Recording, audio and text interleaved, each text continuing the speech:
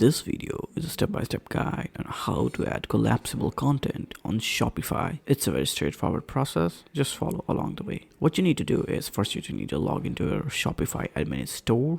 Now you have to go to the online store and themes.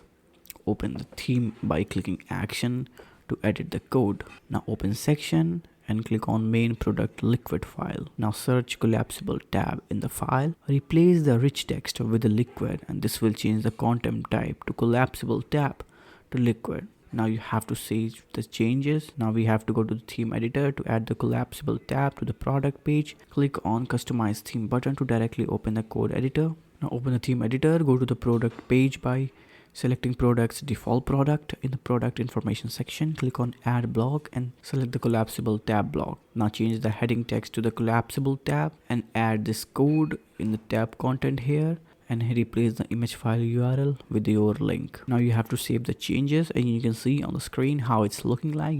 Now you have added collapsible tab on Shopify, and I'll see you in the next one.